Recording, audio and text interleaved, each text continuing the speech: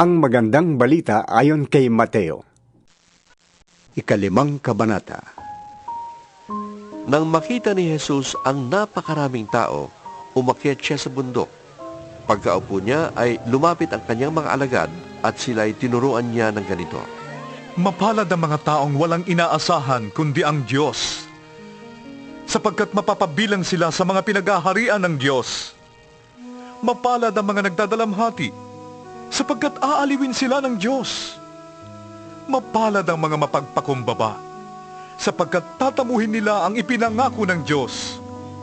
Mapalad ang mga nagmimiting makatupad sa kalooban ng Diyos, sapagkat ipagkakaloob ng Diyos ang kanilang minimithi.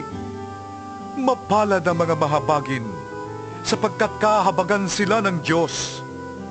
Mapalad ang mga may malinis na puso, sapagkat makikita nila ang Diyos. Mapalad ang mga gumagawa ng paraan para sa kapayapaan, sapagkat sila ituturing ng Diyos na kanyang mga anak. Mapalad ang mga inuusig dahil sa kanilang pagsunod sa kalooban ng Diyos, sapagkat mapapabilang sila sa mga pinaghaharian ng Diyos. Mapalad kayo kapag dahil sa akin ay nilalait kayo ng mga tao, inuusig at pinaparatangan ng lahat ng uri ng kasamaan na pawang kasinungalingan. Magsaya kayo at magalak, sapagkat malaki ang inyong gantimpala sa langit. Gayon din ang ginawa ng mga tao sa mga propetang nauna sa inyo. Kayo'y asin ng sangkatauhan. Subalit kung mawala ng alat ang asin, paanong mapapaalat uli iyon? Wala na yung kabuluhan, kaya't itinatapon na lamang at tinatapakan ng mga tao. Kayo'y ilaw ng daigdig. Hindi ba itatago ang isang lunsod na nakatayo sa ibabaw ng isang burol? Walang taong nagsisindi ng ilaw, at pagkatapos ay inilalagay yon sa ilalim ng takalan. Sa halip, inilalagay yon sa talagang patungan upang matanglawan ang lahat ng nasa bahay. Gayon din naman, dapat ninyong paliwanagin ang inyong ilaw sa harap ng mga tao, upang makita nila ang inyong mabubuting gawa at papurihan ang inyong amang nasa langit. Huwag ninyong akalaing naparito ako upang pawalang bisa ang kautusan at ang mga turo ng mga propeta. Naparito ako hindi upang pawalang bisa ang mga yon, kundi upang tuparin. Tandaan niyo ito, kahit maglaho ang langit at lupa, ang kaliit-liitang bahagi ng kautusan ay di mawawalan ng bisa hanggat hindi natutupad ang lahat. Kaya't sino mang sumuway sa kaliit-liitang bahagi nito at magturo ng gayon sa mga tao ay magiging pinakamababa sa kaharian ng Diyos. Ngunit ang tumutupad ng kautusan at nagtuturo na tuparin nyo ng mga tao ay magiging dakila sa kaharian ng Diyos. Sinasabi ko sa inyo, kung ang pagsunod ninyo sa kalooban ng Diyos ay tulad lamang ng pagsunod ng mga tagapagturo ng kautusan at mga Pariseo, hindi kayo makakapasok sa kaharian ng Diyos. Narinig ninyong iniutos sa mga tao noong una, huwag kang papatay. Ang sinumang pumatay ay mananagot sa hukuman. Ngunit sinasabi ko naman sa inyo, ang sinumang napopuot sa kanyang kapatid ay mananagot sa hukuman. Ang humahamak sa kanyang kapatid ay mananagot sa Sanhedrin. At sinumang magsabi sa kanyang kapatid, ulul ka, ay nanganganib na maparusahan sa apoy ng impyerno.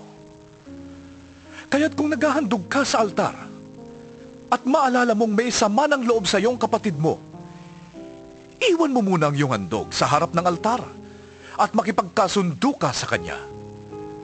Pagkatapos, saka ka magbalik at maghandog sa Diyos.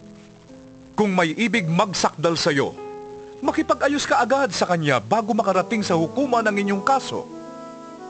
Kung hindi, dadalhin ka niya sa hukom at ibibigay ka nito sa tanod at ikukulong ka naman sa bilangguan. Sinasabi ko sa iyo, Hindi ka makakalabas doon hanggat hindi mo nababayaran ang kahuli-hulihang sentimo ng dapat mong bayaran. Narinig ninyo na iniutos noong una, huwag kang mangangalunya. Ngunit sinasabi ko sa inyo, ang sinumang tumingin sa isang babae ng may mahalay na pagnanasa, ay nangangalunya na sa babaeng yon sa kanyang puso. Kung ang isang mata mo ay nagiging sanhi ng iyong pagkakasala, dukitin mo ito at itapon. Mabuti pang mawalan ka ng isang bahagi ng iyong katawan kaysa ang buo mong katawan ang itapon sa impyerno. Kung ang iyong kamay naman ay nagiging sanhi ng iyong pagkakasala, putulin mo ito at itapon. Mabuti pang mawalan ka ng isang bahagi ng iyong katawan kaysa ang buo mong katawan ang itapon sa impyerno.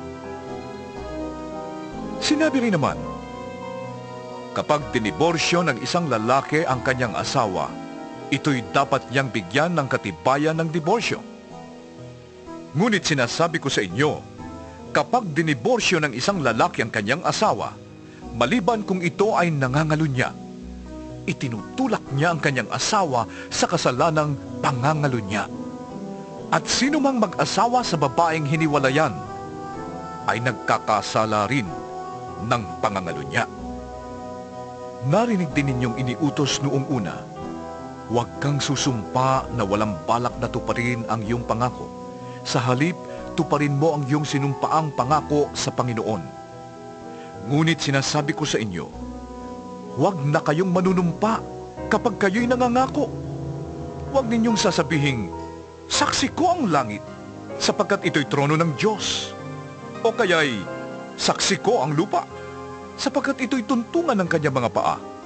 Huwag din ninyong sasabihing, saksi ko ang Jerusalem, sapagkat ito'y lunsod ng dakilang hari. Huwag mo ring sabihing, mamatay man ako, sapagkat ni isang buhok sa iyong ulo ay hindi mo kayang paputiin o paitimin. Sabihin mo na lang na, oo, kung oo, at hindi, kung hindi. Sapagkat ang anumang sumpang idaragdag dito ay buhat na sa masama. Narinig ninyong sinabi, mata sa mata at ngipin sa ngipin. Ngunit sinasabi ko sa inyo, huwag ninyong paghihigantihan ang masamang tao. Kung sinampal ka sa kanang pisngi, iharap mo rin sa kanya ang kaliwa. Kung isakdal ka ni naman upang makuha ang iyong baro, ibigay mo sa kanya pati ang iyong balabal. Kung pilitin ka ng manlulupig na pasanin ang kanyang dala ng 1 milya, pasanin mo yon ng 2 milya. Bigyan mo ang nanghihingi sa iyo, at huwag mong tanggihan ang nanghihiram sa iyo. Narinig ninyong sinabi, mahalin mo ang iyong kaibigan, at kamuhian mo ang iyong kaaway. Ngunit ito naman ang sinasabi ko, mahalin ninyo ang inyong mga kaaway, at ipanalangin ninyo ang mga umuusig sa inyo, upang kayo'y maging tunay na mga anak ng inyong amang nasa langit. Sapagkat pinasisikat niya ang araw sa masasama at sa mabubuti, at nagpapaulan siya sa mga matuwid at sa mga di matuwid. Kung ang mga nagmamahal sa inyo, ang siya lamang ninyong mamahalin, anong gantimpala ang inyong maaasahan? Hindi ba't ginagawa rin yan ng mga maniningil ng buwis? At kung ang mga kapatid lamang ninyo ang inyong binabati, anong ginagawa ninyong higit kaysa iba?